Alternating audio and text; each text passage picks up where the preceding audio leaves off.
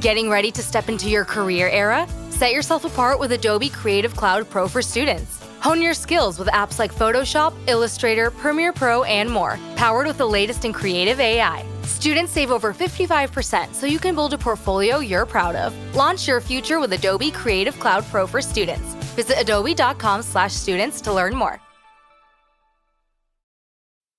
This episode is brought to you by Progressive, a leader in boat insurance. Welcome aboard to Carefree Boating. Here, we don't worry about the what-ifs, because we explore with Progressive Boat Insurance for as little as $100 per year for a basic liability policy. Progressive also offers a variety of other coverages and can help you cover repair costs when you need it. And with discounts like multi-policy, safety courses, responsible driver, and more, your mind can really float free. Cruise on over to Progressive.com to get a quote today and see if you could save. Progressive Casualty Insurance Company and Affiliates. Rate and discounts not available in all states or situations. This is a Rogue Media Network podcast.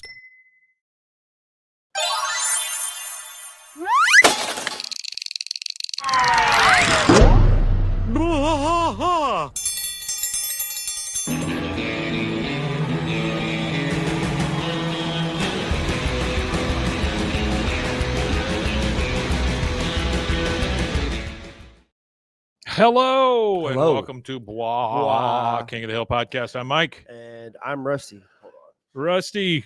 And then he got up and left. He just left. He went away. Is it too low? He's saying it's low. Look at that. Real time. For you audio listeners, he's adjusting the camera. This is the kind of behind the scenes stuff that you guys love. Yeah. There he is. Let's see. Oh, so much better. That's a little better. So much better, Rusty. Hey, all right. So we have kind of changed our time. We're going to have to work around Rusty's new schedule. Yeah, we're a little different. I don't know. Friday is international. It might be good for them, maybe. International Gigolo, and so his time is different now. Yeah, we're. I'm a man of the night. Man of the night. This is for we record. Jamie, we record. Our episodes. We do our full-length episode, and then we do a Friday episode. Yeah, Jamie's watched this before on a Sunday, so this is just us doing everything on the Sunday. Same thing as a Sunday. Yeah. This reminds me of the early days in the old studio. Yeah, you're right, Artie. All right, here we go. We are here with King of the Hill, Season 7, Episode 22, or in the year of our Lord 7 ABE 18, Maid in Arlen, and that's MAID in Arlen. This originally aired Sunday, May 18th, 2003. Kahn reacts with horror when his mother becomes the Hill's maid and Bill's love. Bum, bum, bum. Yeah, it's a weird. This is one of those funny. It is a weird one. But this episodes. Plays right into kind of what we were talking about with the whole Bill and the new trailer thing.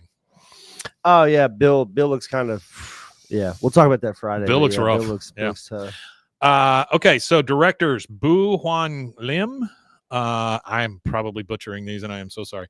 Kyoung Lim and Klay Hall, and writers, of course, Judge Daniels and Dan Sterling. Do we know Dan Sterling? Dan Sterling. I know he's done some more of this stuff.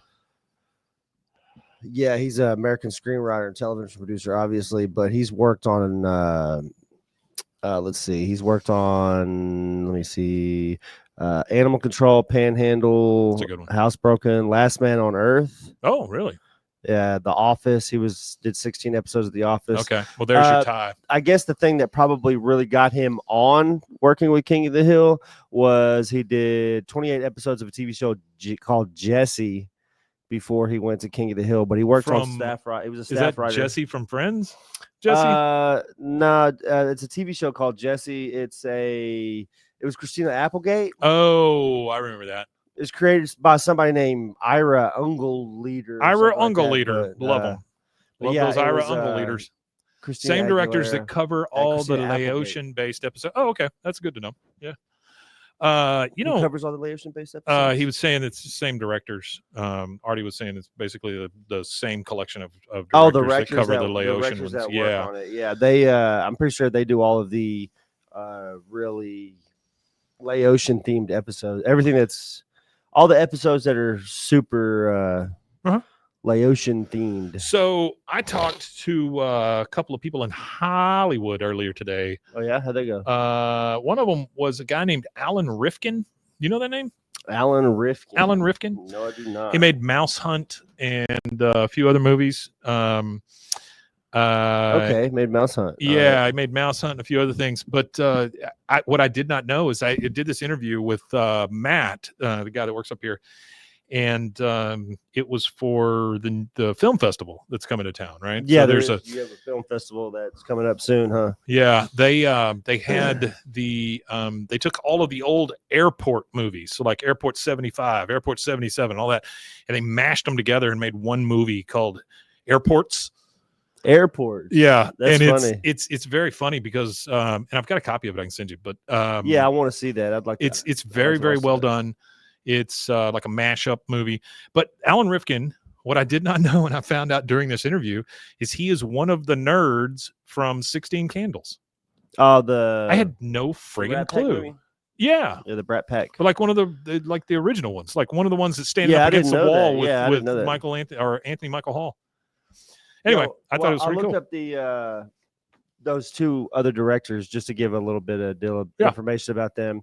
So there's two of them, obviously, and again, I'm not going to sit here and butcher their names, but Buwan Lim, he actually worked at a couple of companies. He worked for Rich Entertainment, Graz Entertainment, Fox Television, Nickelodeon, Bento Box. He's actually the most two other famous things he's worked on. I'm sure he's worked on a bunch, but the other two famous things he's worked on is Bob's Burger and Avatar: The Last Airbender. And actually, there is a episode called "Won't You Pee My Neighbor?" Pimai, which is another Laotian episode that he shared with Kyoung Lim, who is the other director. They actually won an Annie Award for Outstanding Individual Team Achievement for directing in an animated television production for that episode. That particular episode. But so he worked on those two shows, and then Kyoung Lim worked on. It's a really sick show. She only did an episode, but it's Drawn Together. If anybody's seen Drawn Together, it is an adult animated show. I remember Drawn Together. It's almost like it's almost like a Justice Friends, but with Ren and Stimpy feel to it. It's just got like a bunch of gross shit that goes. It's just like a real really gross adult show. But she did that. Bob's Burger, 15 episodes. Rick and Morty, 9 episodes. So Artie says Anthony Michael Hall, John Cusack, and Adam Rifkin. I blew my mind for some reason. All right. So season 7, episode 22, or 7 ABE 18. And all right, so we start off in the alley. We got all 4 guys in the alley, and we start with Bill. Hey, you think I'd meet more women if I changed my name to Tango? Which I think is a fantastic opening line. Yeah, that's pretty funny. Just change your name to Tango. Hank says, don't change your name again, Bill. The best part of that joke, the entire thing, is again, the word again. Bill's changed his name before. A moving truck pulls up. This is Arlen Moving Company, I believe. And you hear Kahn, and it's Kahn's mom getting out of the truck. Kahn is like, Mama. And then here comes Dale watching all of this. And he's like, Kahn has a mother? Somehow I always pictured a pod situation, which I understand that completely. Now we're in Kahn's kitchen. Min is trying to cook. And his mother, of course, being Laotian and being a doting mother. Well, I don't even think it has anything to do with being Laotian or anything like that. Well, what I'm saying is like the kind of food she's making. It's just a like mother-in-law thing. Comes over. Yeah, it's just a mother-in-law thing. It reminds me of Ray Romano's mother. What was her name? I can't remember what his mother's name was in the TV show. But that's what it reminds me of, how overbearing she was in that show. Oh yeah, Marie, absolutely. That was her name, Marie. But she's trying to cook, and she says, "Min, you are very lucky to have a man like Kahn to care for you. You must be sure always show your appreciation." And Min says, "Oh, what helpful suggestion! I do that right away." You can tell that Min does not like this lady. She's not a big fan. They don't get along real well, but she can't really say anything. It's the overbearing mother-in-law thing. Yeah. You can't say anything, but you have to put up with it until it comes to like a boiling point, and you're all at like a family event, and your mother-in-law pisses you off, and then all of a sudden you just blow up on her in front of everybody. Kind of thing. Yeah, it's a mother-in-law. And then you're the bad guy, but she's the one that's been pestering you for 2 years. Oh, sure. Yeah. It sounds like you've got some experience. No, I've never done that. No. She comes in. He comes in. He kisses Min on the cheek. She says, "Your stew looks nice, but I would just add a bit more oyster sauce for a richer flavor, if I may." And then they just kind of start struggling back and forth over the bottle of oyster sauce. And the next thing you know, the whole oyster sauce bottle's inside of it. Yeah. She goes, "If I may, I demonstrate. If I may." Connie comes in and says, "Oh, hey, Grandma, already?" And then she just leaves because she knows. I mean, she's been through this before. She's aware. Yeah. They both obviously dislike each other. Yeah. And all you hear is, "If I may demonstrate, if I may demonstrate." So she's just really fighting her over that oyster sauce. Kahn leaves for work. And they're both at the door. And Kahn says, "I hate to leave two such beautiful women, but I must go and bring home the bacon for you both." His mother says, "I will miss you, Koi Kong Kong." They go inside. Her mother just says, "I will go sit in the dining room for a while." And Min says, "Yeah, knock yourself out." Yeah, good job, Artie. She sits down to read a magazine. Now, this magazine, I feel like they could have tried a little harder because the magazine's title is Pulab. I don't know. Does that mean something? Pulab, P-O-O-L-O-B? But it's Pulab magazine she's reading. I'm assuming it's people, but maybe Laotian people. So she sees nothing. You said Pulab? P-O-O-L-A-B L-O-B. L-O-B. Yeah. I thought you said Pulab. Yeah, Artie, this is a good episode. So she hears a spray can hissing in the kitchen. She walks in there and she goes, "What are you doing?" She goes, "Oh, just some cleaning." She goes, "No, Leoma, it's not necessary. I cleaned house yesterday. It's fine." And then, of course, the mother again with, "If I may just demonstrate." So that is her passive aggressive phrase for, "If I may just demonstrate." If I may just demonstrate. Let me just show you how I do things. Yeah, let me just show you how to do it. All right. Peggy comes out. She is cleaning the sliding glass doors on the back of the house, and she overhears the kind of the squabbling that's going on next door. And then she sees the mother's face come up over the fence, kind of like Home Improvement style, the neighbor kind of. Yeah, thing. I can't remember his name, but yeah, the neighbor. Yeah, and then she just kind of clears her throat, and Peggy looks over and goes, "Oh, well, hey, I'm Peggy Hill." She goes, "Leoma Susanusaphone. Miss Hill, I must respectfully say that you are missing an opportunity for the greatest cleanliness of your windows." I mean, she's already come all the way over there, and she's ready to clean her windows for her. Yeah, she's figured it out. Peggy's like, "I beg your pardon." She goes, "You use improper wiping motion. If you would allow me to demonstrate," and then she starts cleaning the windows. "I was a homemaker for 40 years, and I found that I truly enjoyed cleaning." And you just hear that, Wilson. There you go. Good job. Yeah, there you go. And she says, Peggy says, "Well, my favorite part of cleaning is being done, huh?" And she kind of laughs, and she goes, "Okay." She doesn't laugh. She goes, "Well, I see you don't relax by laughing." that's a rough thing. That is a rough thing. I see you don't relax by laughing. You don't relax by laughing. Leoma says, "If you find no joy in housework, perhaps you would do better with a housekeeper." She goes, "Oh," Peggy says, "Oh, well, I've had fantasies about it. Believe me, we just don't have that kind of money."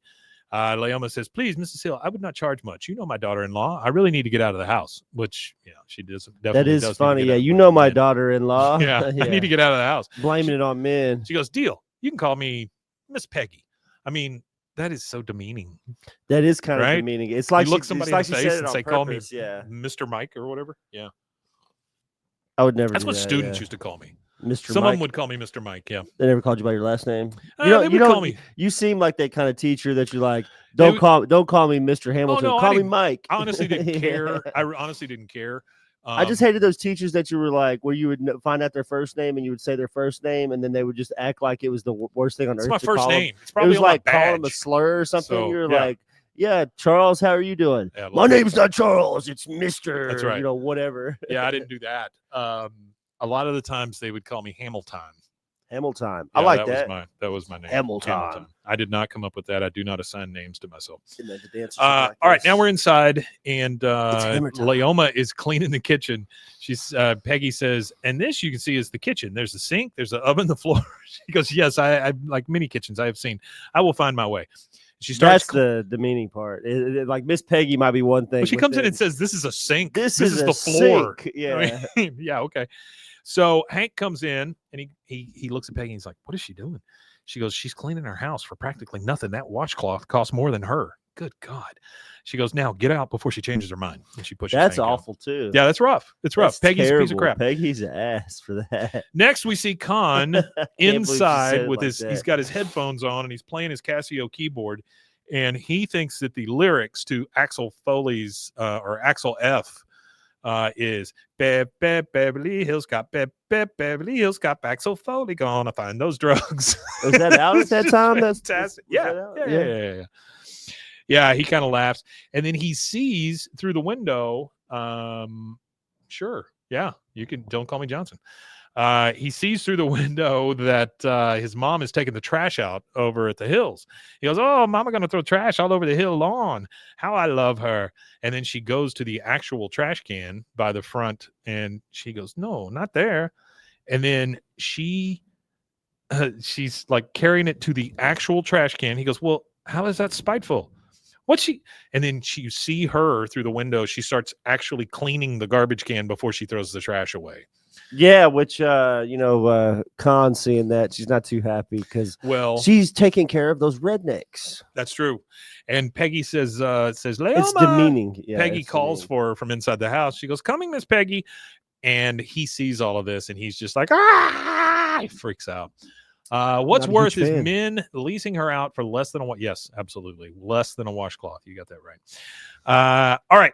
So Kahn's house again, his mom is in the bedroom folding towels. He comes in and he goes, this crazy, you survived brutal dictatorship in communist state only to become slave in America. She goes, oh, don't be silly, Kahn.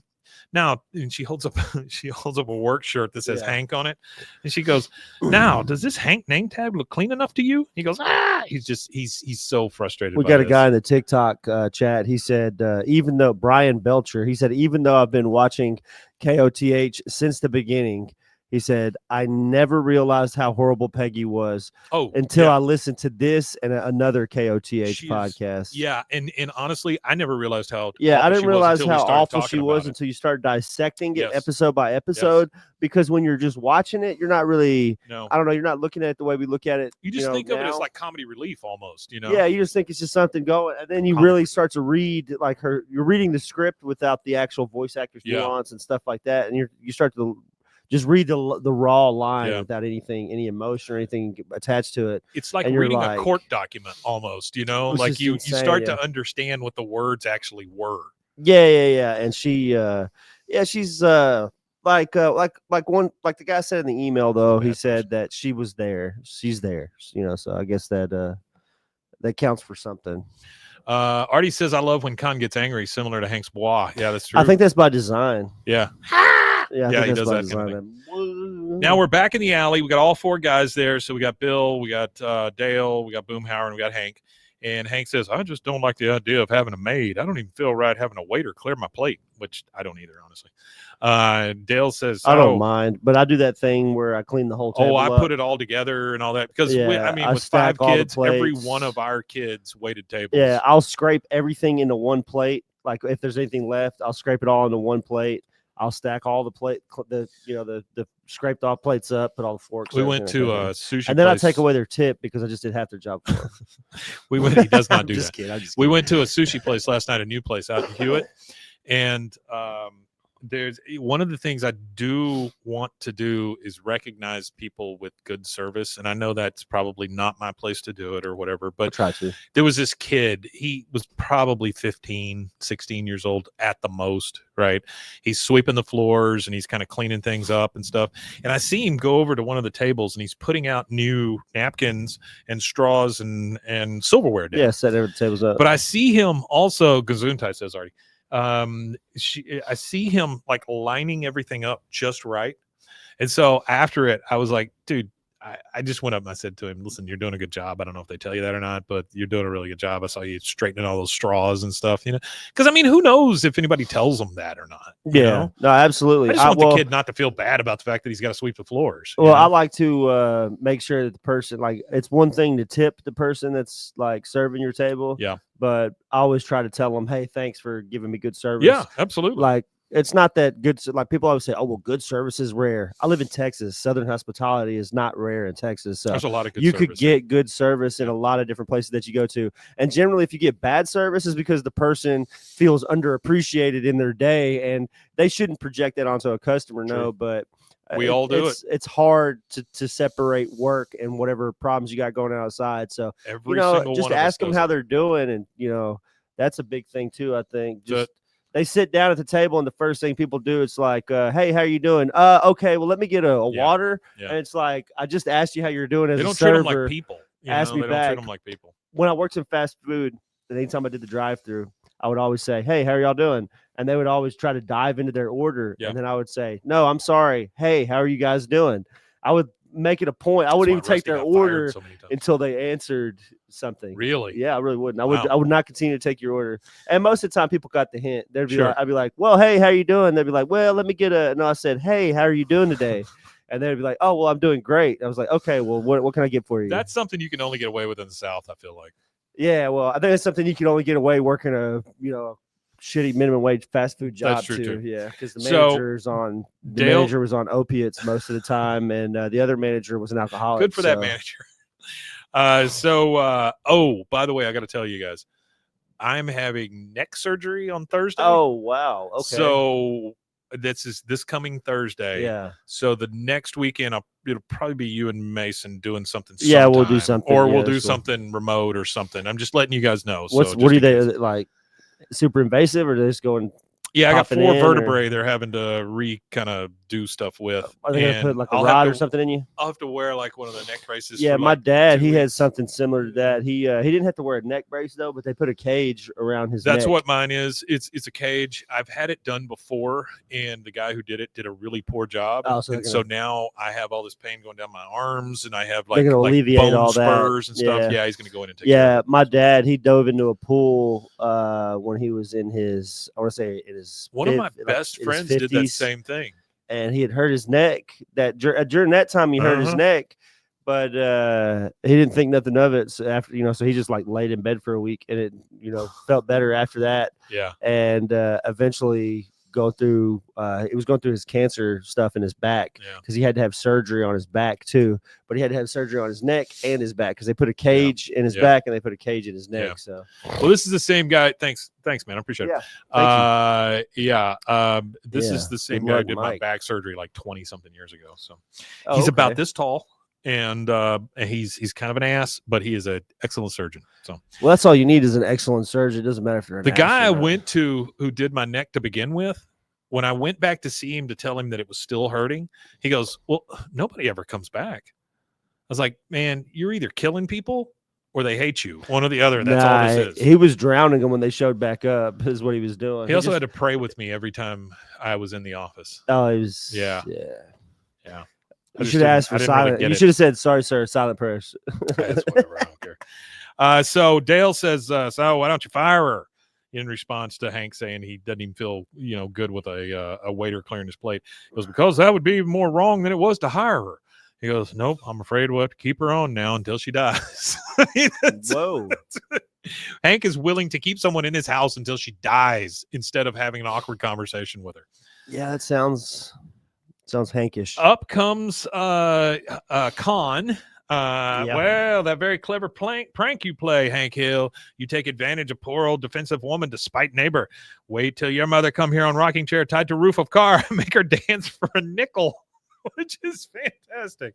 I'll make her dance for a nickel.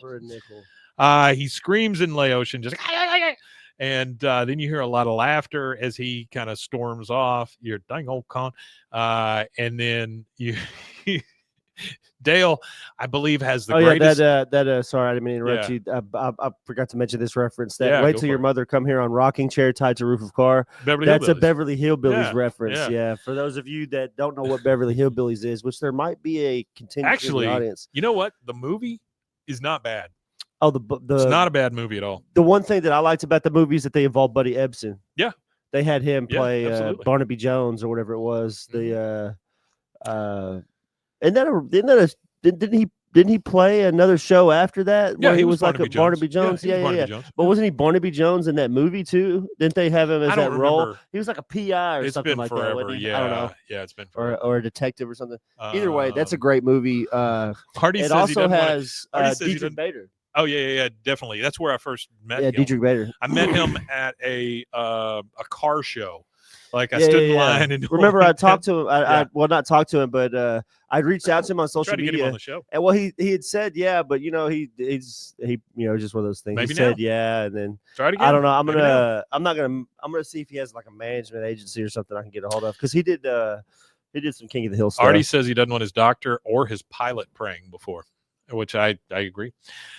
So now we got Hank on the couch. You never see this. Hank is stretched out on the couch in his sock feet. Yeah, and he's watching baseball. The weird thing to me is that Hank is like this on the couch and the TV's over there. So he's having to watch it like this, which is just odd to me. Like he's to the side, you know? It is. It's a weird angle that he's watching. It's a weird angle that he's watching TV at, but he's watching there. TV, and you can tell it's baseball playing because you hear the crack of the bat and stuff. Hold on. TikTok chat said Brian Belcher said, "I don't remember anything about Beverly Hillbillies except that my mom watched it.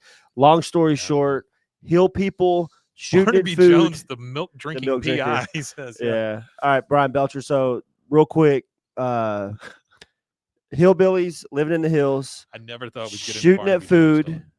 Up came Bubbling Crude.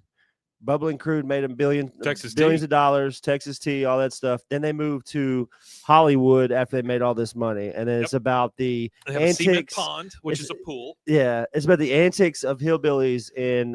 It's a silly 1960s show. Los Angeles. It's definitely 60s. Good show. It's about the same time as I Dream of Jeannie and things like that. Well, it was that era of TV before they started doing like modern sitcoms and stuff, where they still had a lot of rural. They were tapping into a lot of rural stuff. Green Acres, Beverly Hillbillies, Hee Haw, all that stuff. Petticoat Junction. Yeah. Those, They were like tapping into that. I love the Green Acres. Green Acres was my absolute favorite show. I actually have because it is insane. I actually have a buddy that's his actual legitimate name. His legal name on his ID is Green Acres. Really? Different spelling. It's not ACRES. It's a different spelling, but his actual name is. It's a family name that's passed down. He's a black guy. It's passed down since his family was actually in slavery. And when they sign their name, he signs his name and he puts a paw on it. And I asked him what the paw meant, and he said that that is his great grandpa, whoever, before he could actually write. That was his mark that he would make on papers that he had to sign before he could actually sign his name. Really? So he made it a point to make sure his kid was literate. His kid. Yeah. But the paw kind of stayed with everybody's signatures as like a memory. That's amazing. And it made it to a guy who's born in truly my amazing. Generation. Yeah, I thought that was kind of cool. Amazing. But Green Acres was one of my all-time favorite shows. But if you go and watch into that rural thing, that's what there's a lot of TV shows in that specific era of TV because they tapped into that rural thing, and then just as quick as they tapped into it, there was like shows they tried to come out with in that same vein, and they didn't work after that. And if you go and watch an episode of Green Acres, it is the most unhinged thing. Like climbing a telephone pole to make a call. Mr. Haney who comes through and tries to sell them just garbage that will probably kill them. I mean, it is a weird show, especially for the time. You could probably get away with a lot of the Green Acres stuff now, but oh my God, it was just weird, but it's funny as hell. One show I liked that was kind of weird like that, but it was a British TV show. It was Keeping Up Appearances. And there was a lady on there who Andy Griffith Onassis. The family name is Bucket, but she used to say, "My name is Mrs. Bouquet." That's a good show. All right, so we got Hank on the couch. In comes Leoma. She says, "Hello, Mr. Hill." He goes, "Oh, hi, Leoma." I'm surprised he didn't put his shoes on. Well, he stands she can't up. See me in my socks. She took him by surprise. So he starts to stand up, and she goes, "Oh, please continue to watch your sports game. I will not disturb you." This is the most uncomfortable thing to me. Like if we ever have somebody come and clean the house or whatever, which happens like once a year, I pay for somebody to come clean the house like right before Thanksgiving. Yeah. Just because I don't want my wife to have to mess with it or whatever. It's just I easy. certainly don't want to do it.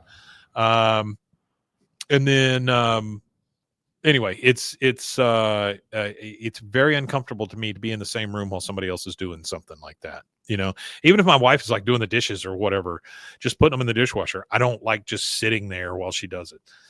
But anyway, he tries to stand up. She goes, "Oh, please continue to watch your sports game. I will not disturb you." He goes, "Oh, I know. I'm just stretching my legs."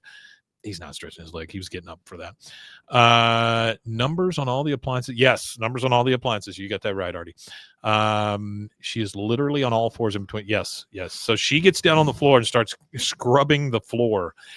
And she goes, "Uh-oh, sticky stain," while she's cleaning the floor. And he is just, he's racked with guilt because this woman is on all fours cleaning. He kind of starts to get up. She goes, no, Mr. Hill, it's okay. You stay and watch. I insist. And she's just grunting and scrubbing on the floor. And he goes, "Oh God." It's just his nightmare. He don't like the there idea while of somebody else is somebody else is cleaning his house. I think that he's more uncomfortable about a stranger being in his house cleaning it. Yeah. Bobby, a little different. Bobby's in his room. He's laying down on the bed and he's playing his Game Boy. And in comes Leoma with a tray with some food on it. She goes, "Time for afternoon snack." He goes, You brought me a snack?" She goes, "You are the male child of the family. Your responsibility is great. So I must be thought your the snack nourishment." was a good touch. Honestly, I thought the snack was a good touch. She goes, "So must be your nourishment." He starts looking at it. He goes, "Melted cheese, roast beef, sauerkraut. This is a Reuben sandwich." He gets all choked up like he's literally going to cry. He goes, I wasn't expecting this. I got to sit down." And she just puts the tray on his lap. Yeah, he's just he loves it. Yeah, he loves it. He's taken aback by it. I got to say, if somebody brought me a Reuben, I would love them too. If you took me a Reuben, I'd probably hit you in the chest with it. I hate. You don't like Reubens? I absolutely do not like sauerkraut. Huh. I'm like I told. I've mentioned it before. Yes. I'm pretty sure. We see why Kahn loves her. Anything cold like that, I'm not a big fan of. Pea salads, potato salads. Yeah, but this is hot sauerkraut. Well, yeah, you're right. It might not be that bad being warm. You're right. Being warm, it might not be that bad. You got that brown mustard. The one thing that I found out in the job that I have, I've learned a lot about microbiology and stuff like that. And one of the number one, he's a chemist. The number one cause of food illness in America, the number one food item is potato salad. Oh, I don't doubt that. I got super sick on potato salad not long ago. Remember that? Yeah, I remember that. Yeah. Mm-hmm. So really, like for me, I don't know if it's my body's survival instinct, but it tells me that cold things like that, like potato salads and pea salads, that I should not eat them because they're cold. Because you got to think the egg and the egg and stuff that's in it, it's cold egg. I mean, you could get salmonella from it. I get it. Get a good old salmonella. I will take my chances. I really will. Well, Bobby took his chances and he got gout. Bobby did take his chances, but he was eating nothing but like pate. Like pate. Day. Pate is good though. Have you ever had liver pate? I don't want any on a nice piece of French bread. Yeah, that's delicious. I don't want it. All right, so now Kahn is on his back porch. Min is laying out on a what do you call it? Like a deck chair or something. And she says, and she's drinking and she's reading another magazine. She loves to read her magazines. Yep. He says, "Oh, man, my heart is breaking. With every speck of dirt Mama cleaned from Hillbilly's toilet, it's one more speck of dirt on my face." She says, "Your mother must not be treated like caged bird. We must let her fly," because she doesn't want her there. She says, "Even if it's just across the street for a few hours a day." He says, "Tomorrow's Mama's day off. I must find her a new way to occupy time, something she can do here in house instead of Cracker Shack next door." Cracker Shack. I like that. Yeah, that was funny. She goes, "Day off." Like this catches her by surprise. That's one of those lines you don't catch until you're reading it. Like I missed that line. I watched this episode like twice this week, and I completely missed that Cracker Shack.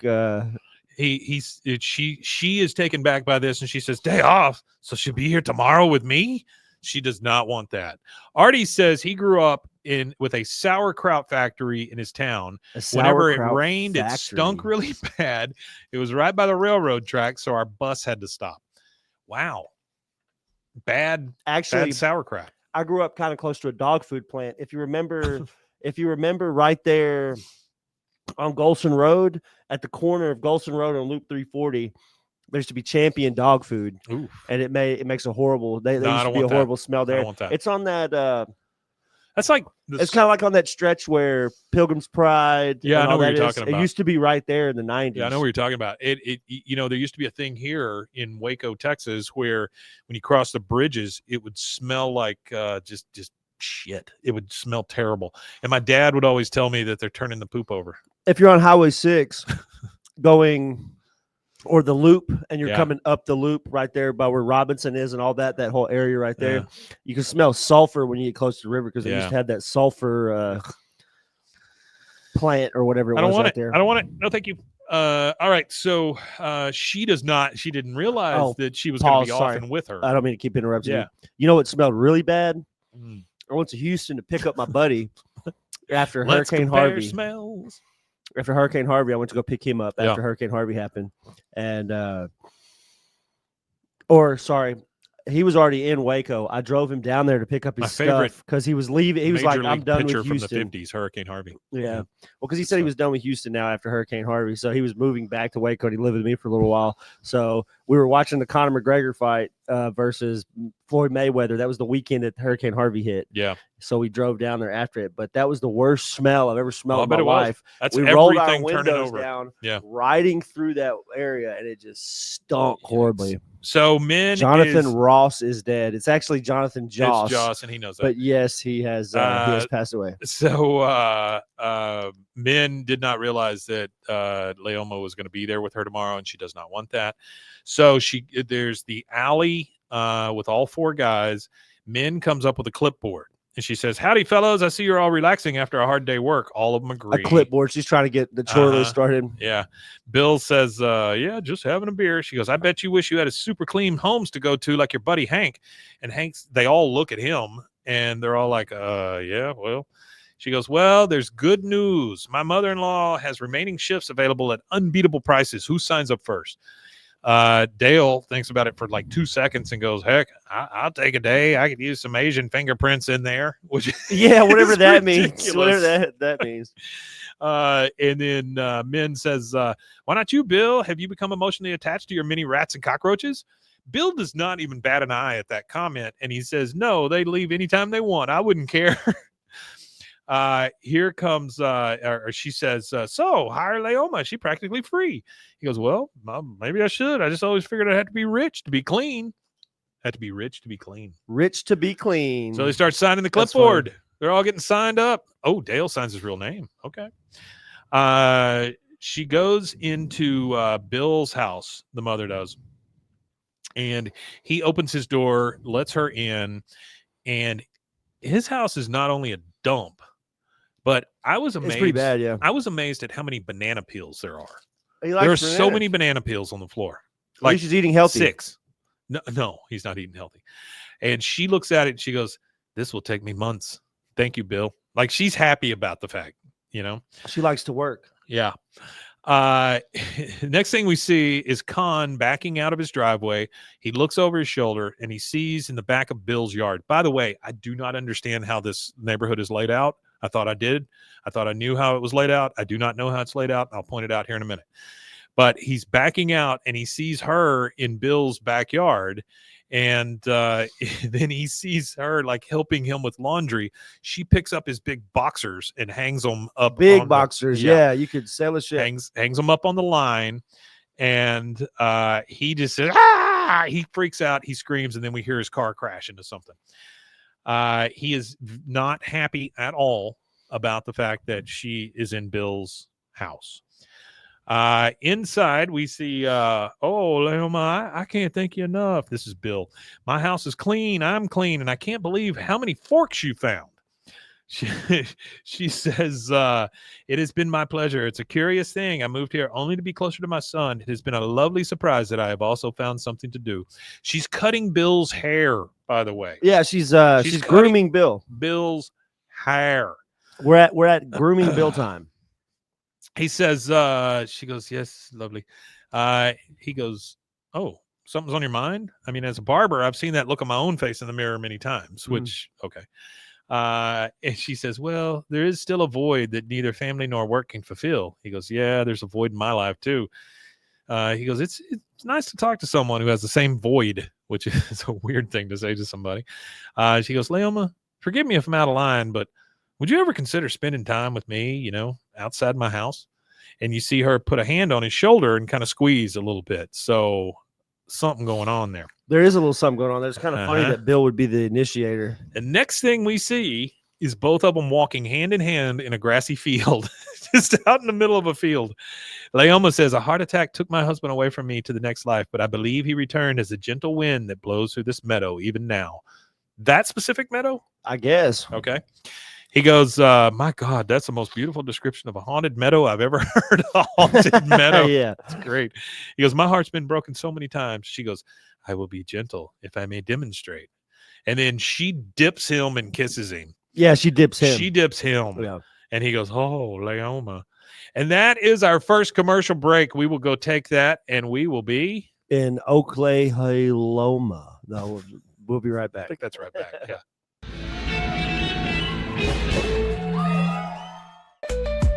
Join the Daily High Club, the premier destination for glass water pipes, vaporizers, and accessories. Since 2015, we've sold over 1 million quality products and teamed up with legends like Snoop Dogg and Tommy Chong. Ready to elevate your smoking game? Visit dailyhighclub.com for our El Primo subscription box or shop unique pieces today. Discover the world of luxury sex toys at Luxury Toy X and indulge in the ultimate pleasure experience. For years, we have been dedicated to the belief that sexuality and wellness are essential components of a happy and healthy life. With over 70,000 satisfied customers, we take pride in our ability to provide products that enhance your sexual well-being. Join our community of satisfied customers and unlock a world of pleasure and self-discovery. Visit luxurytoyx.com today. Cleanse your body of accumulated toxins and embark on your wellness journey at your own pace. At Global Healing, we provide premium supplements to help your body heal naturally. Combine that with OrganicHemp.com's top quality CBD for ultimate balance. Start your healing journey today at GlobalHealing.com and OrganicHemp.com.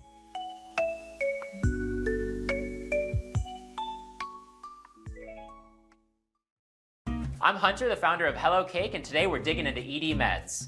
The number one thing we hear is that guys are sick of waiting for ED meds to kick in. Traditional ED meds take about an hour to kick in as they have to go through your digestive system, where Hello Cake's ED medication dissolves under your tongue and works in about 15 minutes. That's about 3 times faster than traditional ED medication. Curious about ED meds? Go to hellocake.com.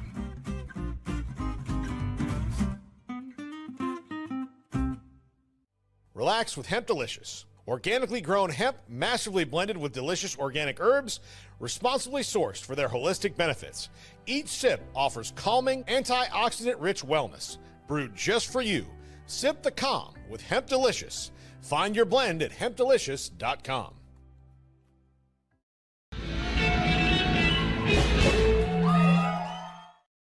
All right, and we are back.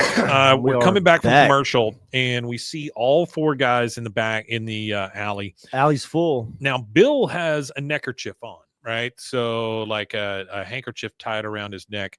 He goes, so you guys go to things. Anybody know where I can get 2 tickets to Love Letters at the Arlen Little Theater? Then you hear Dale say, good Lord, has your ass gotten so fat you need 2 seats? He goes, no, I have a friend. He goes, you can't take a pigeon to the theater, Bill. Like it's been a question before whether you can take a pigeon. I think it's funny they say pigeon like he's taking That's what I'm saying. It's somewhere. very specific, a pigeon. He goes, for your information, she happens to be a lady, and we really like each other. I got to tell you, things got pretty hot and heavy last night. He goes, oh. He goes, good one, man. Dang old this Boomhauer. And then you hear Hank say, oh, way to go, Bill. Anyone we know? He goes, yep, it's Kahn's mom. Everybody just like spits their beer out. So we get a spit take from all 3 of them. And then you hear Boomhauer go, God dang, man. And then Dale says, Bill, she's 20 years older than you. She's literally an old maid. He's got a point. My God, she's perfect for you. Congratulations, Bill. They all come around to it. And Bill's they all realize that it's not so Bill's bad. like, oh, have thanks. a nice I mean, friend. I would rather have Bill happy than sad, you know? I'd rather Bill not be in my house. Well, that's true, too. Whatever he's got going on. Hank says, so how does Kahn feel about all this? He goes, oh, we haven't told him yet. It'll probably take some getting used to, so we don't want to upset him until the relationship is on a surer footing. Boomhauer's like, dang on 9 o'clock, man. And he's pointing out the fact that Kahn is coming up pissed. He's storming up to the guys there. He comes in and says, Dotry, my mother get home 2 hours late last night. You work her overtime? And then all the guys are like laughing. They all start laughing. Yeah, they all start chuckling.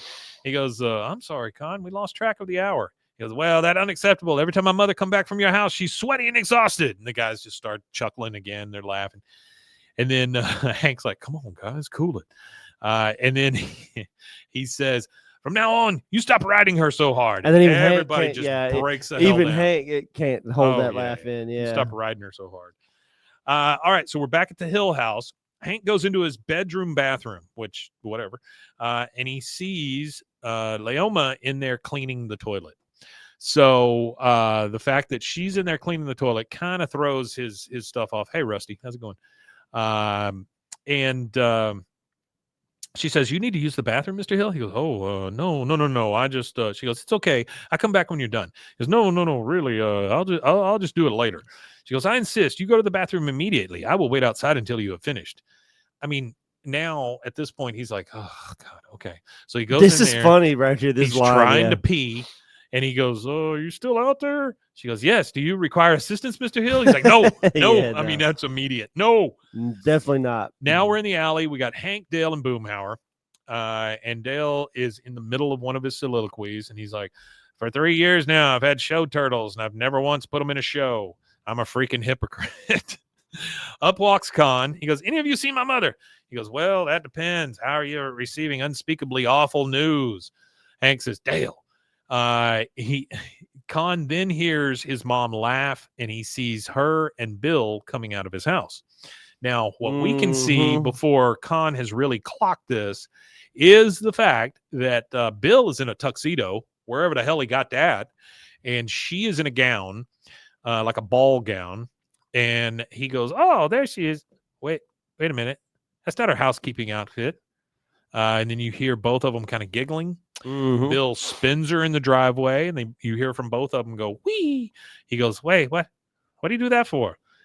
And then they start kissing, and Kahn passes the hell out, just right on the ground, face first in the alley. Yeah, he couldn't handle that, I guess. More than he could bear. Dale looks at it and says, anybody want to watch the game? Then they all just leave. They just leave Kahn. Just leave him there face right first. Yeah. All right, now, they just walk away from an unconscious Kahn. You got it. In Kahn's, Kahn is in his mother's bedroom now, and they're talking. He goes, why, Mama? Why not instead become bag lady or actress in pornographic film? Why must you humiliate me in worst way imaginable? She says, Kahn, I do not mean to shame you. I am an old, lonely woman. Bill's such a big, strong man. Yeah, I think it's funny that being a pornographic, being a porn star would be instead of dating Bill would be worse than or be less worse than dating Bill. She goes, Bill is such a strong man. When I'm in his arms, I feel like delicate little hummingbird. And he goes, too vivid. No. She goes, don't you love me? She goes, he says, of course I do. You're my mama. She goes, Kahn, if you love me, you would try to love Bill. He goes, oh, we did. She goes, say it. He goes, I would try to love Bill. And she kisses him on the cheek. Yes, he has 2 Band-Aids on his forehead. Next, we see they are having Bill over for dinner. This is a big move on Kahn and Min's part to have Bill in their house, number one, and then have him sit down for dinner with the mother. So we've got Kahn and Min and Connie all at the table, along with Leoma, and now Bill, who has, again, his neckerchief kind of around his neck so that he's got kind of a bib. Probably hiding hickeys, too. But what I will say is he's using chopsticks. Yes, he is. Which I didn't think Bill could use chopsticks. Bill I think any utensil to eat food with, Bill probably has mastered. I would think he would just use it to stab stuff with, you know. He goes, I swear, Leoma and I must have been the handsomest forget who couple. Bill used to be, though. I feel like Bill, if he grew up in that antebellum Bill does have a huge Louisiana lifestyle, because he grew up in, if he That's grew up true. in You that kind of forget about antebellum, that part. he probably has really good home training. He just is depressed. I think that's the big part about Bill is Bill probably was that guy who would get up and mow his lawn. He's probably more similar to Hank, maybe before depression and before she left him. Yeah. And boy, at the end of this, Kahn is the meanest person in the world. That's pretty awful. So he says, "Oh, I swear, Leoma and I must have been the handsomest couple in that noodle house last night." And everybody at the table's like, and then he goes, "Yeah, you should have seen the way people's head turned when we walked in together." Kahn's just like, he's just muttering. He goes, "I guess there's something about a couple that's deeply, deeply in love," and you just hear. He goes, "Yeah." Bill goes, "Of course, you should have seen the way Leoma flirted with the Maid to get us a table." And they both laugh. He goes, "Oh, Bill, stop." He goes, "Yeah, stop. He says, "Oh, I thought I was going to lose her for a minute there, folks." And then Leoma says, "Bill, you know I only flirt with you." Of course, Kahn is having a really hard time. Yeah, he's struggling. Yeah, he's struggling pretty hard. He says, "Bill, you know I only flirt with you." Bill says, "That one is true. It's true. She's like a teenager. She nearly caused me to go off to hit the guardrail driving home." That is enough for Kahn. He finally just like, I feel dizzy and short of breath. He gets up. He goes, "I think I'm having a stroke." Bill starts to get up. He goes, No, don't get up. And he just leaves. Rusty, no, I don't know that it's always going to be live on Fridays at 2. But we'll let you guys know. We'll start trying to get that information out. Next thing we see, we're at the Hill House. Peggy is in the bathtub, big bubble bath. She's drinking champagne, and there's candles, and there's a towel on her head, and she is waxing poetic about whatever the hell she waxes poetic about. She goes, "And call me crazy dreamer if you want, but the only intelligent life in the universe? I don't think so." And you hear Leoma go, "Yes, Miss Peggy." She goes, "Explain the pyramids." You can't. The mom is, Leoma's on there scrubbing the floor at the same time. Now we go into the alley with all four, plus Leoma, the mother, in there drinking beer. Kahn is watching from the sliding glass in his house. He goes, No. For the love of all things holy, now my mother will swill beer in alley like full-blown redneck. Men, again, drinking champagne and reading a magazine, which is all she seems to do in this show. All she seems to do, yeah. She goes, "Relax, Kahn. She's happy out there, and your mother's happiness is the only thing that matters to me," because she knows she got rid of her. Kahn says, "But what if people at office find out? I used to be, I could go to work and brag about my family. I tell them my daughter a genius. She built perfect replica of lunar module for advanced placement science class. They have no retort. Now, anything I say, they counter with, oh, how's that six-toed possum baby your mother have with redneck?" Six-toed possum baby. Six-toed possum baby. That's funny. Connie, this is one of the only things she says in the show. She holds up a little spaceman. She's been working on kind of a robot and some space stuff. And she goes, "What do you think, Dad? Does this look like a convincing replica of Harrison Schmidt?" He grabs it and he goes, astronaut turned senator. Now, this is the kind of man who should be dating my mother. Men who conquer moon, not man who conquer moon pie. That is a great line. That is a great line, yeah. He gets a real sly grin on his face because he's got an idea now. Now we're at Bill's. Kahn has come over to Bill's house. He's sitting on the couch with Bill. Bill says, "Kahn, I'm so delighted that you finally came to see me." Artie says Harrison Schmidt was the first scientist in space and one of only 12 men to set foot on the moon. That is good stuff. Go Harrison Schmidt. Yeah, he was in the Apollo movie. He goes, "Kahn, I'm so delighted that you finally came over to see me." He goes, "Yeah, oh, well, I wish I could come here on happier circumstances." He goes, "Well, any problem of yours is a problem of mine," because he thinks he's part of the family now. Kahn says, "Yeah, actually, this is one's yours. See, here's the thing. My mama has fallen in love with another man." Bill's like, he goes, "An astronaut." "Which one?" He goes, "Harrison Schmidt." He goes, "Oh," like Bill knows who that is. No clue. Kahn says, "Listen, can you fly a spaceship?" Bill says, "No." He goes, "Oh, then this could be a problem." Bill says, "But we were in love." He goes, "Oh, come on, Bill. You know it was only a matter of time before she leave you like your wife did." What a shitty person he is. Yeah, that's awful. My God. Bill is so depressed at this point. He's like, "Yeah, suppose you're right. But why didn't you tell me yourself?" He goes, "Because she pity you. Yeah, mama way too nice to hurt you. Just so she could find true happiness. So I guess she just live out her days in miserable, unsatisfying relationship with you.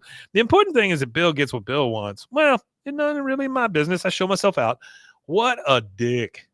Yeah, pretty bad. He is a dick. Ruining his mother's relationship with somebody, yeah.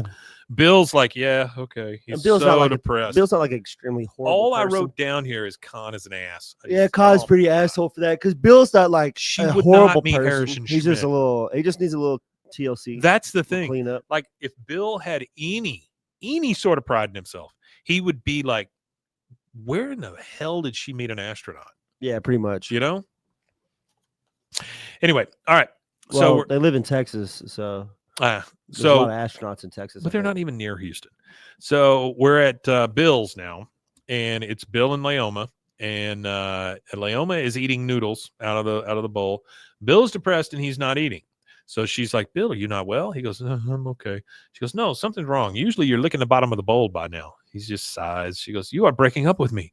He goes, sometimes you have to move on to find true happiness. And I mean, she is just he is so depressed. He's not excited about it. No, he goes, new people show up in other people's lives, sometimes wearing space helmets, I guess. She goes, this is it. And she doesn't question the space helmet comment. She goes, this is what you want? He goes, well, I think in the long run, it's better for both of us. Don't you think? She goes, oh, yes, of course. He goes, good. Then we're broken up. And he just gets up and he looks out. It's nighttime. So he looks out and he's looking up at the moon. He goes, there's a full moon tomorrow night. Now I guess you can enjoy it with someone who's been there. And he just starts crying. She starts crying. Yeah. She leaves bawling. Bill is bawling. She runs back to Kahn's house just crying and crying. Here is the absolute worst thing. Kahn says, what a rush. Maybe next time I break up Hank and Peggy. Yeah, that was pretty bad. Yeah, that was awful. That was awful. Yeah, I didn't really. That was a tough line. Yeah. But that is going to take us to our second commercial break. We'll take that real quick. And we'll be right back. There it is. OsleyMD.com. I've always had thin hair my whole life. It breaks off at a certain length. In the last 6 months, I've noticed it just really bad. I mean, you could totally see it. I wear a hat a lot. I tried several different products. My experience with the Bosley MD hair regrowth kit was amazing. It was easy to use. It let me take off my hat. I could go in public and have my picture taken and feel normal again. OsleyMD.com.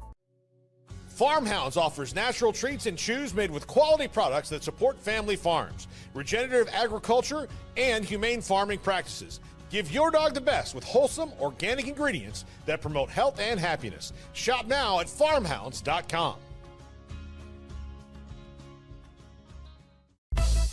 Introducing Muck Off's classic pink bike cleaner, powered by revolutionary nanotechnology that breaks down dirt and grime on a microscopic level while protecting your bike's delicate finish. Developed by our mad developer Alex and tested by riders, our products are made by riders for riders. Discover more at us.muc-off.com, where we break the mold to bring you the best in bike care. Protect your online privacy with NordVPN. Browse securely, access content from anywhere, and keep your data safe with military-grade encryption. Whether at home or on the go, NordVPN ensures your digital freedom. Stay secure. Download NordVPN today at nordvpn.com. That's NORDVPN.com.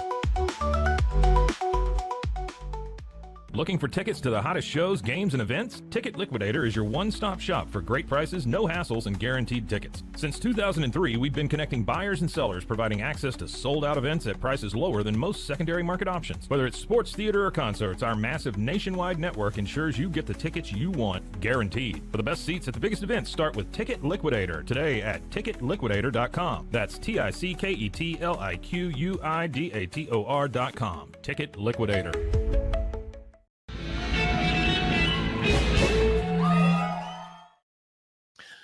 We're talking about some movies we've seen. We were just talking about the movie Sinners, which is pretty good. I didn't like the after the credits thing. I thought it felt kind of forced. Artie says #shitty Kahn, which is perfect. But I did go see the new Superman movie, and it is fan-freaking-tastic. I loved it. All right, so we're in the alley with all four. Bill looks rough, and I mean rough. Yeah, Bill's not taking it too well. Oh, Bill doesn't really handle these kind of things very well, as we know. And this is the part that plays into the new series, because if you've seen the trailer, you see what Bill looks like. Yeah. So Bill immediately regresses. You're absolutely right about that. So Bill is just like, he's just standing there. He's all stained. He's got stubble already. He looks terrible. Hank says, I'm not going to pretend that I really got you two, but you seemed happy. Why'd you break up with her? Well, she was clean. I was dirty. Something had to give, which is pretty funny. Hey, Homer. You get Dale saying, "You'll get a new woman soon, Bill. Remember, you scored with an older chick. You're the man now." Oh no, wait. I was thinking of high school. Sorry. That's great. I love that. Great line. Yeah. I was thinking about high school. Sorry. Yeah. Now we're at Kahn's, and he comes into her room. Mama, time to trim my ear hair. And he sees her. She is there packing. She's putting stuff into a suitcase. Getting ready to go. Yep. She don't want He to goes, be here. "Oh, you're doing laundry. Good. Min refuses to iron my socks." She goes, "No, Kahn, I am leaving, though I will try to get a few loads done before I go." She hands him a pamphlet. He says, "Pinebrook Acres." She goes, "It is a combination retirement home and cemetery. It's quite convenient," which honestly it kind of is. He goes, "But everything perfect now. Everybody happy." She says, "I am sorry, but it's too hard to have bills so close. And the home will be fun. I am sure there will be parties where they make us wear tiny little paper hats." Yeah, I like that. A combination of retirement home, cemetery. So Hey, that's a hell of a business idea. There you go. Now we go into. Did I ever tell you my business idea for a funeral? So, like for a funeral home, you take these old banks. I'm sure I've said this on here before, but you take the old banks with the drive-throughs. Yeah. Like we got one right over here, right? It's not being used. What you do is you put kind of a rotating thing in there so you can have 2 or 3 different coffins. So it rotates to whoever you're there for. And then in the little thump device, you can throw your flowers, you can put your whatever, right? Oh, You come okay. in, you pay your respects, and you move on. You just drive through funeral. Oh, drive-through funeral. Right? Now, one of the Good things they idea. said for I was reading some investment stuff. One of the things they said that will be, I guess, like big soon is there's going to be like a lot of people dying, I guess, from whatever generation's the oldest right now. Okay. And they pretty Yeah, much or said like- that buying large pieces of land and having them what do they call it licensed to be cemetery land or whatever you call it. Yeah. And then start selling plots. Again, I would start burying people straight up and down. Oh, burying them That like way that. you can take up the most I space. say turn them into mulch. That's true too. All right, so Leoma combination retirement home and cemetery. we are now over at the Hills house. Peggy's pissed off. She's checking her roast. She goes, "Oh, still undercooked. Unfreaking believable. Damn that Leoma." She just waltzes into my life, teases me with labor and slave wages, and then runs off to nursing home. Yeah, they all got too used to Leoma cooking. There's hashtag cleaning. shitty Peggy right there. Yeah, hashtag Peggy. You might. Bobby suck. comes in, sits down at the dinner table, looks at it, and goes, "No soup? Where's the fish course? This isn't right. I'm the firstborn male." So he's gotten spoiled by Leoma. Yeah, he got spoiled by Leoma. I think he got spoiled by Leoma in a way that nobody else was getting spoiled. She was Peg- making him Reuben sandwiches and apparently fish course and soup. Fish so course, apparently soup there was course, a yep. soup with the food, and That's then right. there was also a fish course. Peggy gets pissed off. So She- Leoma wasn't only cleaning; she was also cooking. Peggy gets pissed off. She goes, "Look, I should be in the warm tub now, contemplating." She throws the roast in the oven, and then we get to the next Kahn scene. didn't just ruin Bill's life. No, It seems like he disturbed the Kahn entire ruined everybody. Hey, neighborhood. you see that here in a minute. He's a narcissist. Hank comes out What to a get the paper. jackass. Okay, here's what I don't understand. Okay, she's cooking a roast. She is cooking. Bobby roast. comes in looking for the fish course, soup course. Yeah. Very next scene is Hank coming outside, stretching and like he just woke up to get the paper. What time of day is it? Well, it might be nap time. Hank might have took him a nap. He's in a robe. but he's a beer drinker. I don't. He might have put on some pajamas to take a nap. Hank doesn't seem like the kind of No. guy that just takes a nap. No. Hank is the No. kind of guy that if it's nap time, he goes in there and he completely changes into his pajama. You can't put your work. You can't. I can't put my work clothes. You think he in the formally bed. goes to sleep? I think so. Yeah. All right. And Well, then he just lays like this. just comes out. He just lazy. lays like he's in a coffin while he's Speaking sleeping. of, yeah, he would love the combination. rises. So he's kind of Where's yawning. Leoma? He opens the front door. He goes, "Bah, what the hell are you doing here, Bill?" And Bill is just like laying on his porch, right? He's just Yeah, like in the Bill's- fetal Bill's position on sad. the porch. This- Bill is super sad. This is one of them really like when Lenore comes back to town Yes. moments. It's kind of like a really He depressing. dresses up like Lenore. He goes, "Oh, sorry. It's just that we're Leoma. This is where Leoma and I first made love on his porch." On his porch. Hank goes, "Ugh, I don't get it, Bill. You broke up. Wah. Yeah. You broke up with Leoma, and now you're pining over her."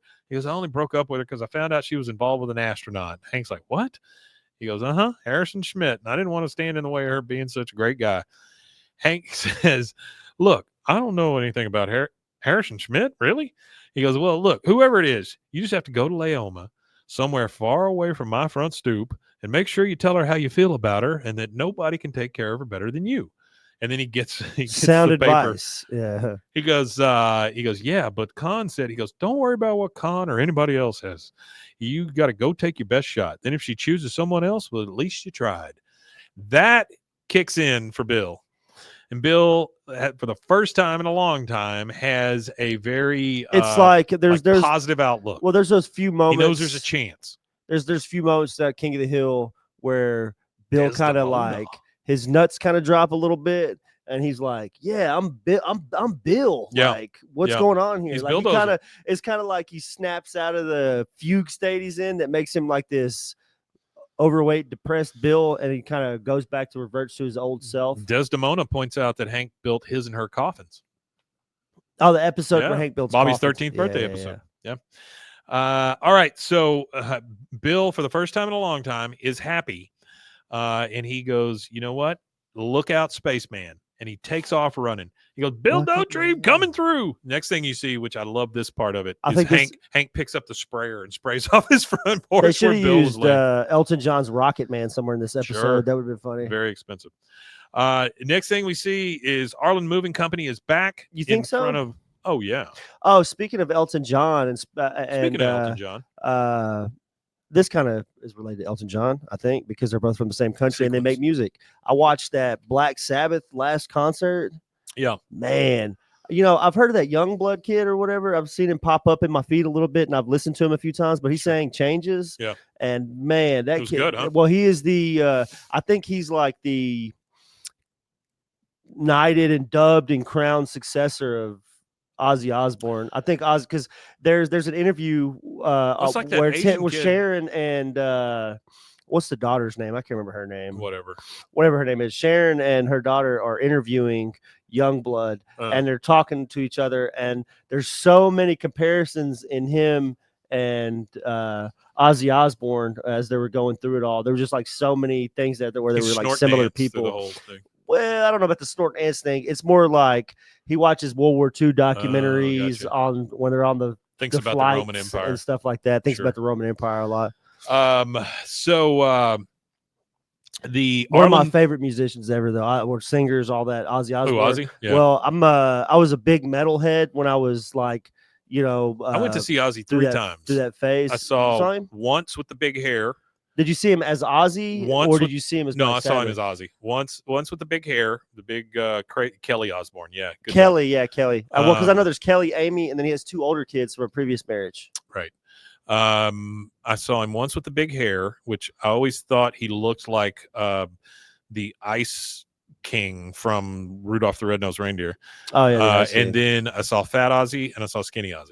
Oh, okay. So you got him through like saw three different times, stages of his life. Yeah. I actually never got to see him live, but I was a real big fan of the Zakk Wylde era. That's the era where I was really listening to him in the late 90s when Zakk Wylde played with him, or the late 80s, early 90s. Bullet Boys opened up for him one time.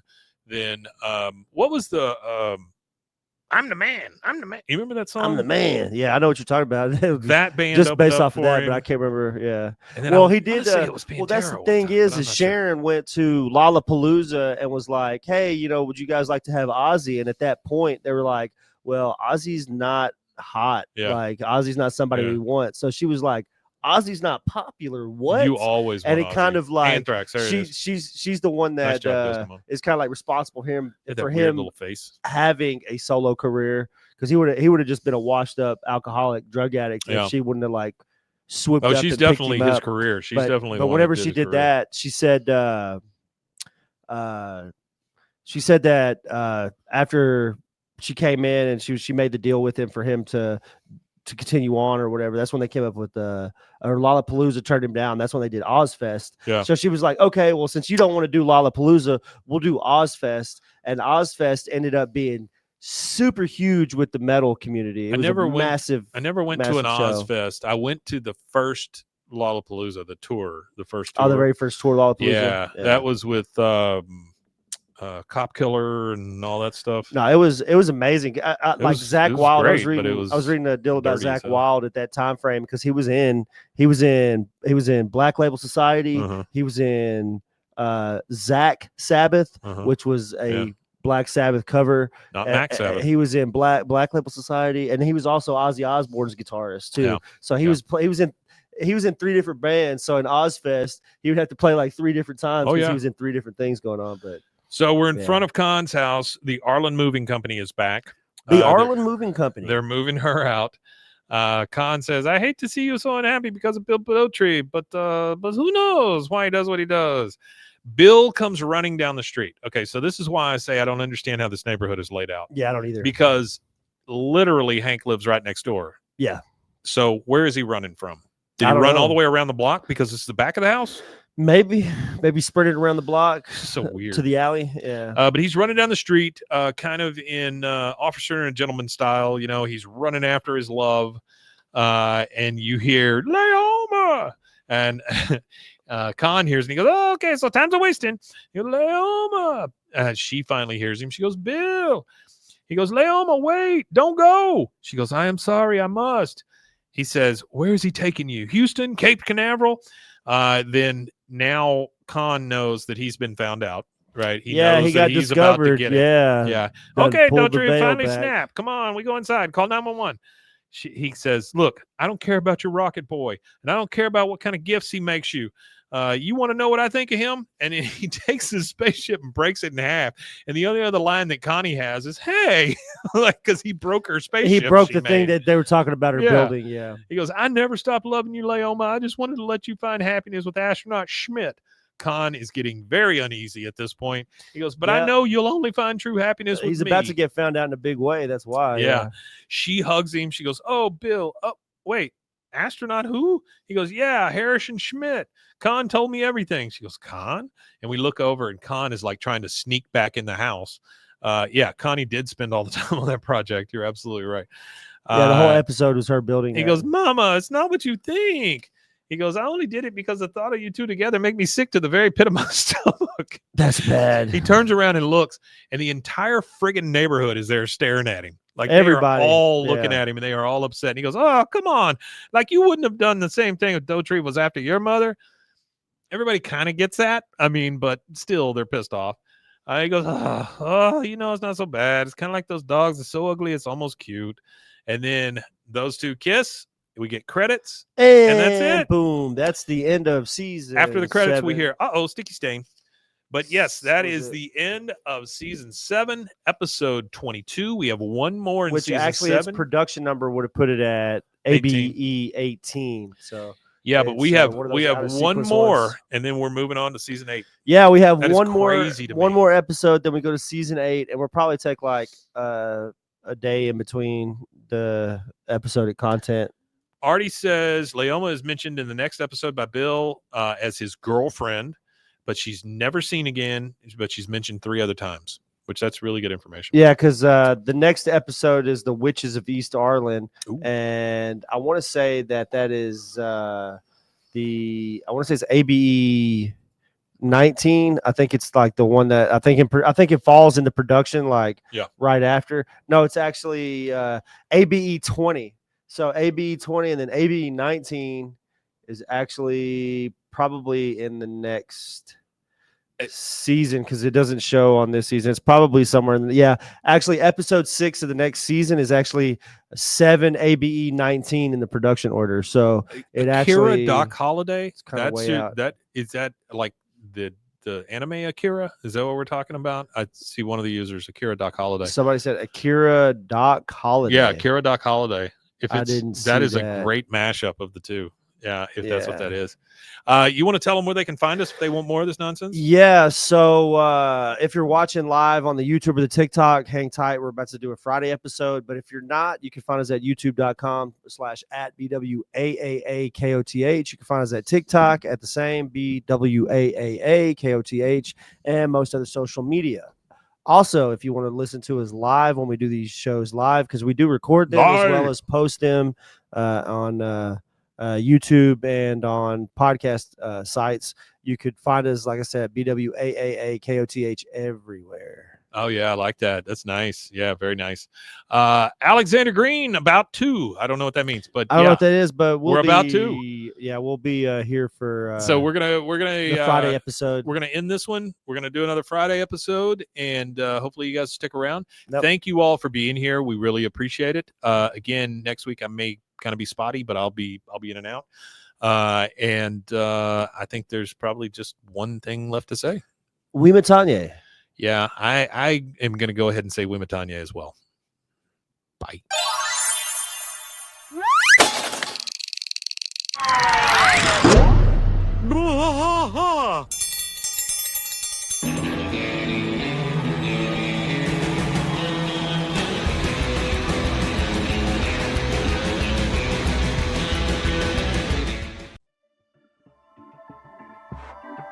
This has been a Rogue Media Network production.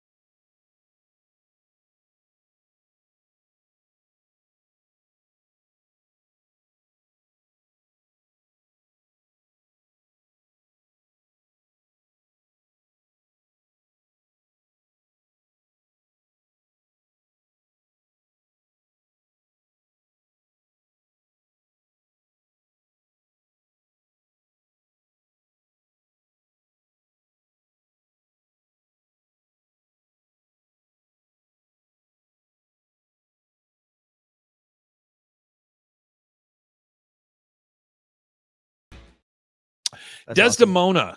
Tell me where the Desdemona mortem comes from. Yeah, and you're welcome. Thank you for being here. We really appreciate it. Rusty, Alexander, or Alex. We're about to do our Friday show. We're about to do Friday's episode.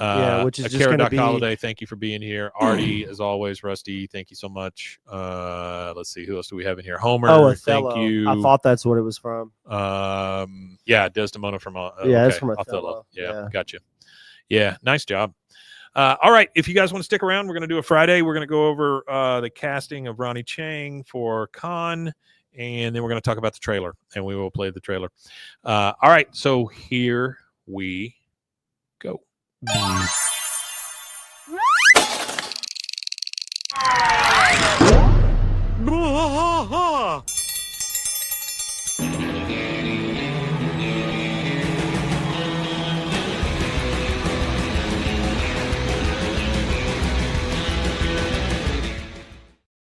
Hello, and welcome to Bois King of the Hill podcast. I'm Mike.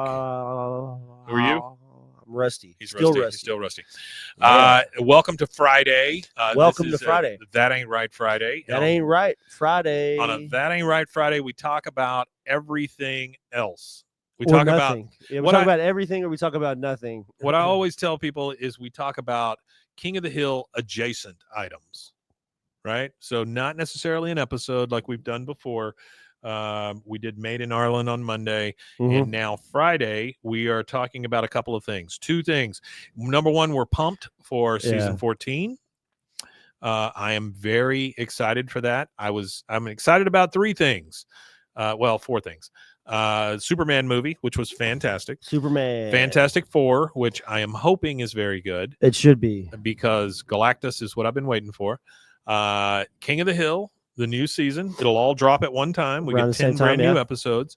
And then Peacemaker season 2. Peacemaker. Very excited about Peacemaker season 2.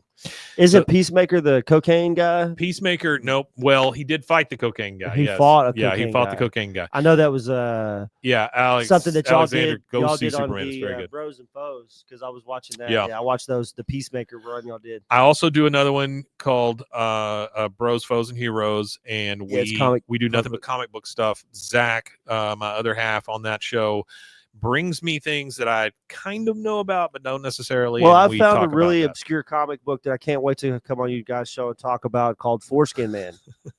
He is a superhero who protects foreskin. Yes, sure. Yeah. Somebody's got to. Well, there's this great tool that a lot of people don't know about. It's called the Internet Archive, Mike. I'm not sponsored by them or affiliated with them. No, but you have talked about them the entire time. Organization. Yeah, well, man, it's a great resource, really. So it's where I find a lot of random comic books. So I have like this whole folder at the house on my computer of random comic books that I can't wait to come on and talk about. I have we have hired a person here at the studio who is she very much wants to be an archivist. An archivist, okay. So when I thought that, I thought, ooh, we should take her with us to San Marcos. Yeah, absolutely. And look at the archive of all the King of the Hill stuff. Which we need to get that set up. Yeah. Alexander Green says one of the worst arguments I've been in are about circumcision. Well, I try not to argue about it. I don't have to argue about it. I was born in Europe. What does that mean? It means that I was never circumcised. Oh, fantastic. Yeah. All right. They don't do that over there. Yeah. It's only actually a common practice, I believe, in the U.S., United States, and Nazi Germany, Africa. I think too. I think it happens a lot in Africa too. All right, let's talk about two things. First thing, I've got an article here by Michael Schneider. Says King of the Hill cast Ronnie Chang to take over as voice of Kahn. Yeah, actually, that one episode I did by myself. It is a religious I thing. discussed about that. So there was actually Ronnie Chang was on Ari Shafir's podcast. Yeah. It's a travel podcast that Ari Shafir does, and if anybody doesn't know who Ari Shafir is, Ari Shafir did this insane series back in the day called The Amazing Racist, and he would dress up in like. Is he the one that wrote on the Chappelle Show? I don't know if he wrote on the Chappelle Show or not, but he was known as like a shock comic. Yeah. And he had, like I said, he had this series called Amazing Racist, and what he would do, he's a Jewish guy, so take it with a grain of salt. But he would dress up in like Klan's robes and go to like the hood. Yeah. And then he would, what was another one that he did? He went to like a Home Depot and picked up a bunch of immigrant workers and went to like a detention facility and like pulled up and like started honking the horn really loud, like to the immigration office.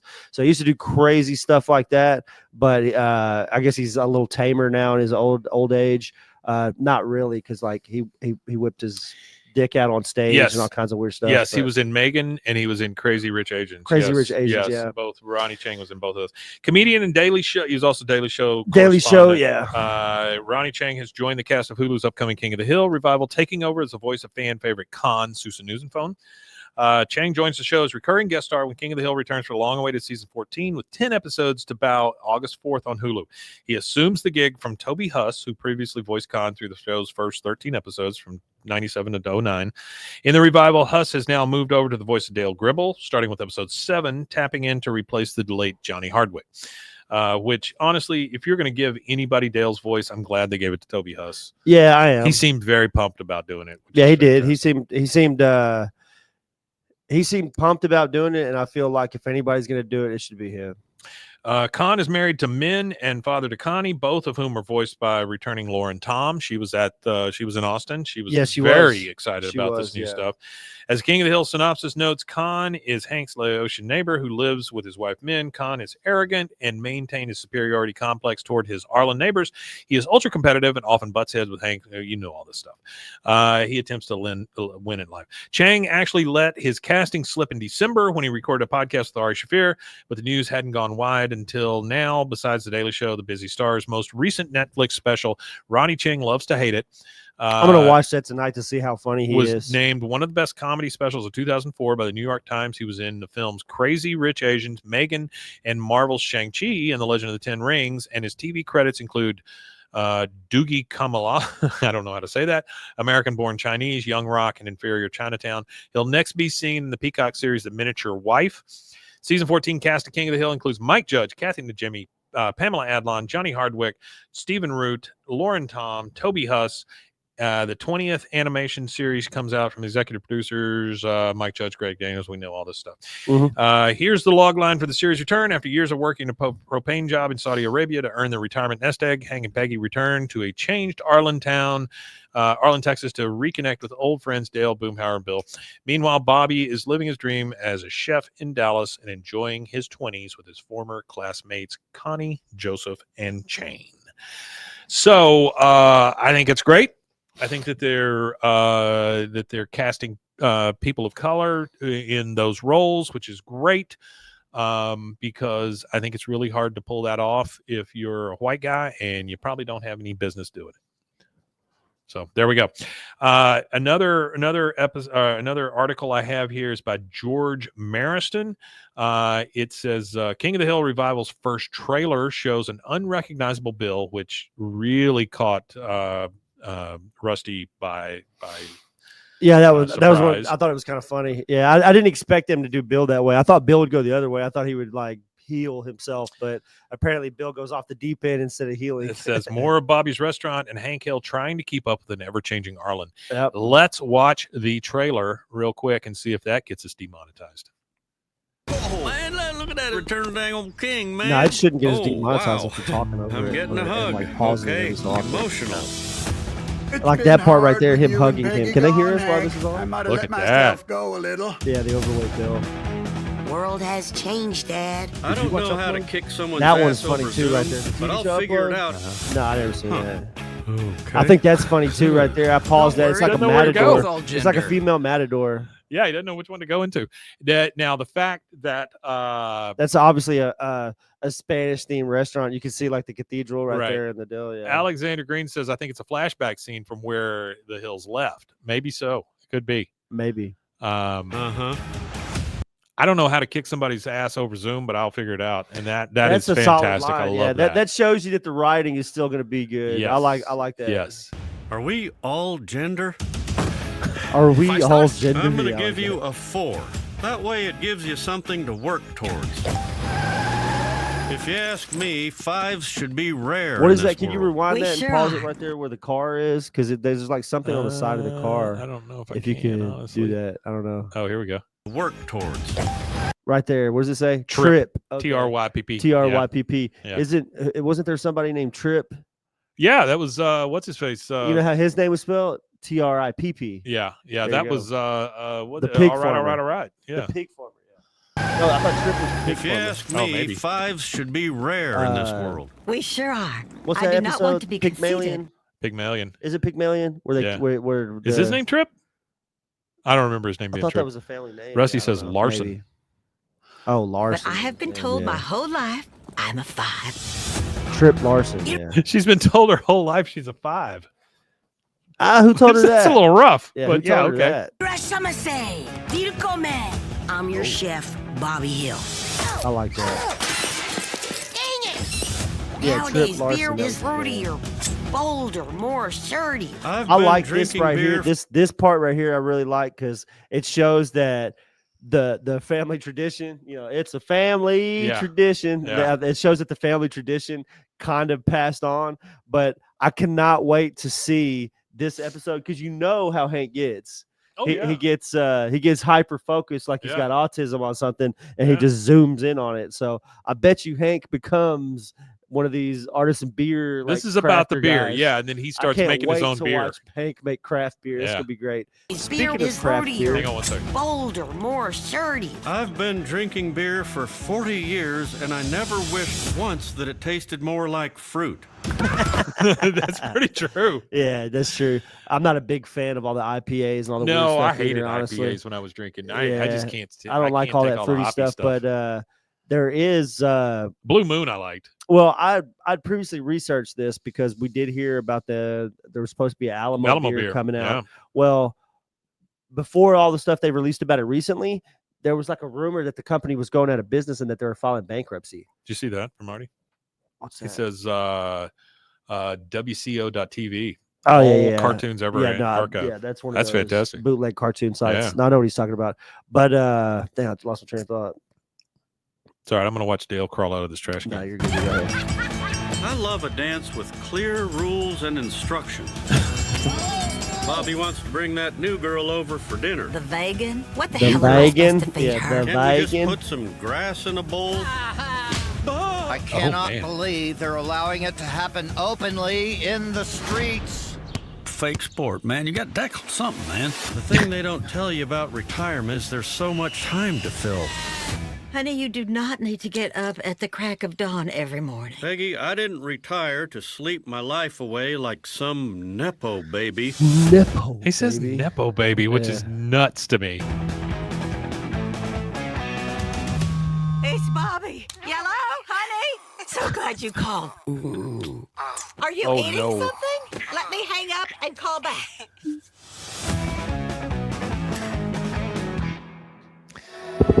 Well, here's my thing. I like it is King of the Hill, and it is new, and I will watch it, and I am very excited. That's all Yeah, I I'm care really about. excited. The trailer's good. The trailer, I mean, it kind of alludes to a few things. You get to see what kind of truck Hank's driving. Yeah. You kind of get to see the state of the neighborhood kind of a little bit. You get to see the weird dream sequence of John Redcorn riding horses with Joseph. So Or I maybe think they're that's actually riding horses. I don't think so. I think it's a weird. I You think it's think a so? weird dream Okay. sequence. I think that's John Redcorn.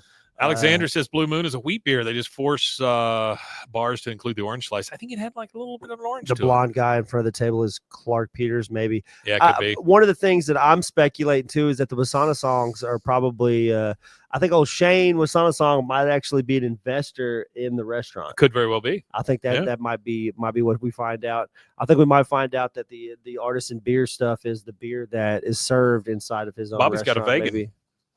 He's got a vegan, He's so he's got a not. vegan. So Yeah, is he's he tied up in dating a Kahn chair. or is he Yeah. dating this vegan? So what I think is that when Vegan. I think that's like that. My guess is that's going to be a part of the first episode in the trailer. That's going to be like a part of the first. So Hank is going to come. Or Bobby is going to come back to town with his girlfriend, Yeah. and something's going to happen with this vegan, and then he's going to end up being with It says truck is driving in the beginning sequence, has to take place in Saudi Arabia because when he gets to Texas, he has to ride. He has a ride taking him. Yeah. He gets in a ride possible. And this is something that I wanted to go ahead and let everybody, because everybody, like I've seen a lot of things like Hank being in Saudi Arabia. That's so unbelievable. Okay, if you're from Texas, it's not unbelievable, and I'll tell you why.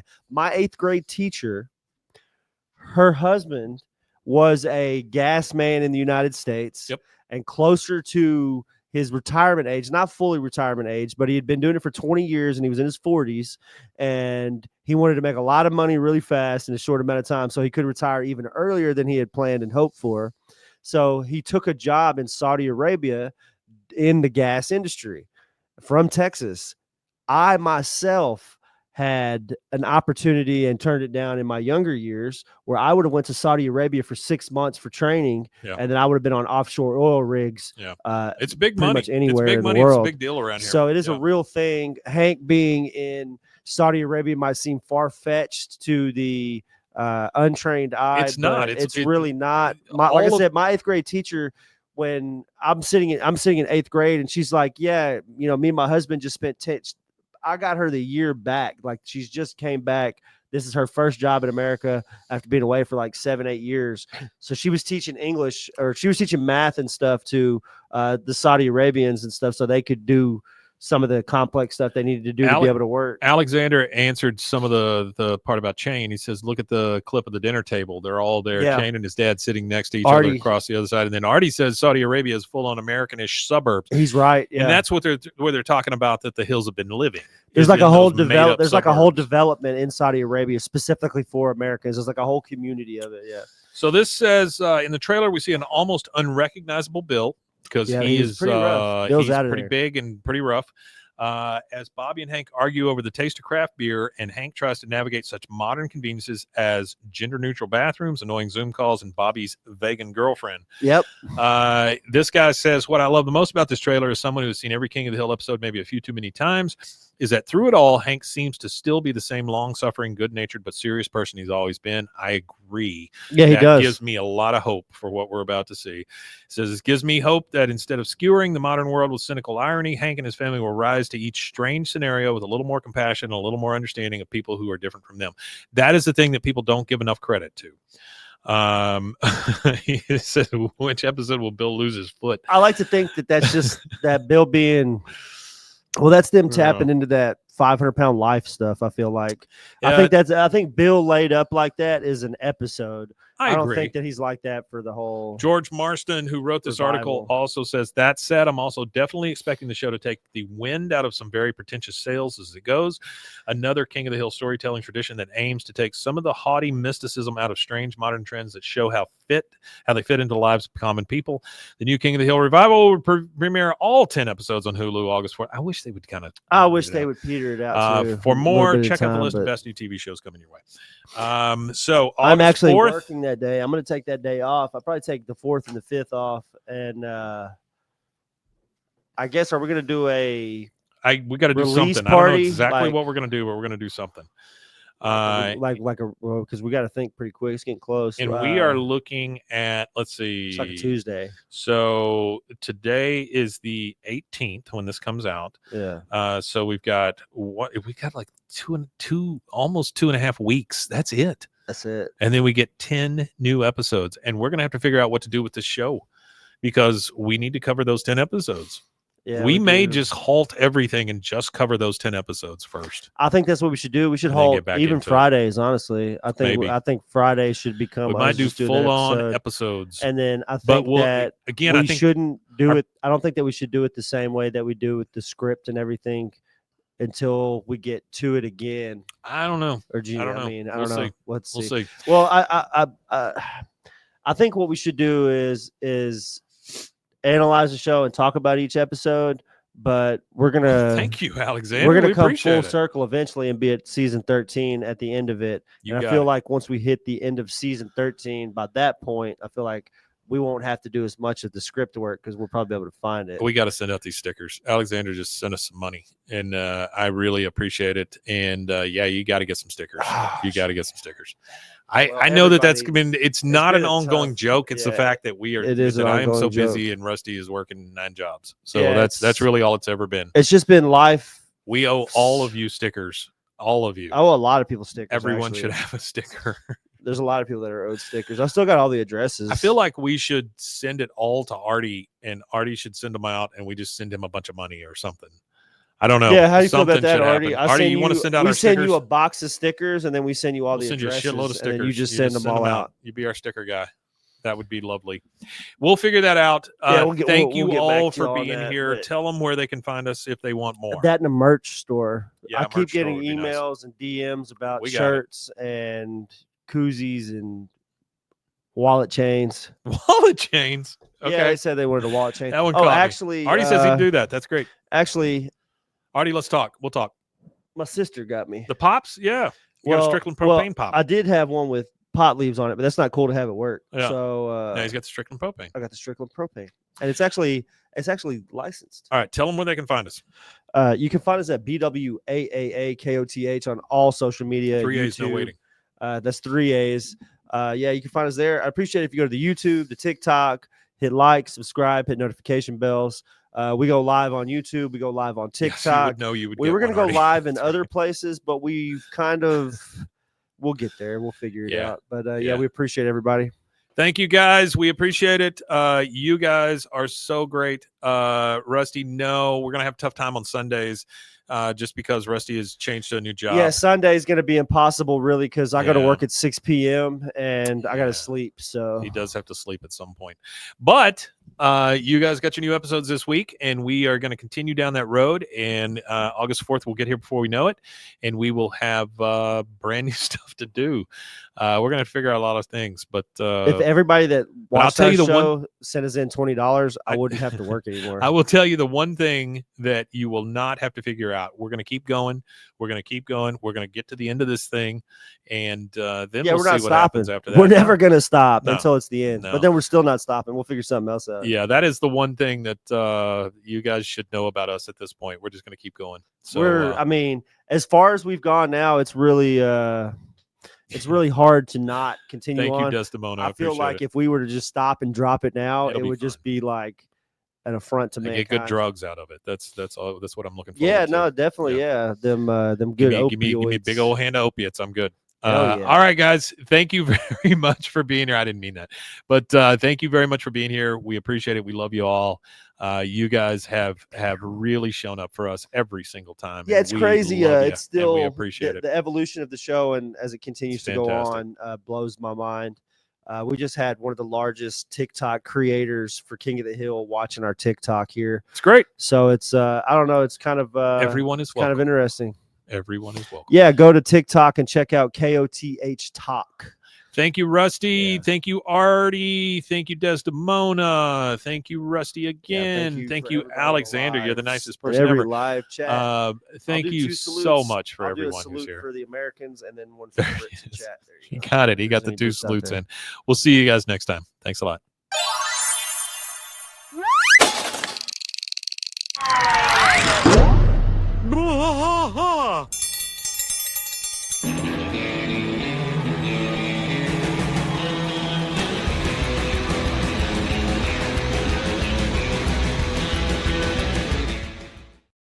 That's exactly what it was. We're talking about salutes. The British went like this, and the Americans, whenever the Americans formed the Continental Army and everything, they switched it to this. Yeah. Just because, it's just to show a flip, just to say we'll show you kind of thing. This is how we're gonna do it.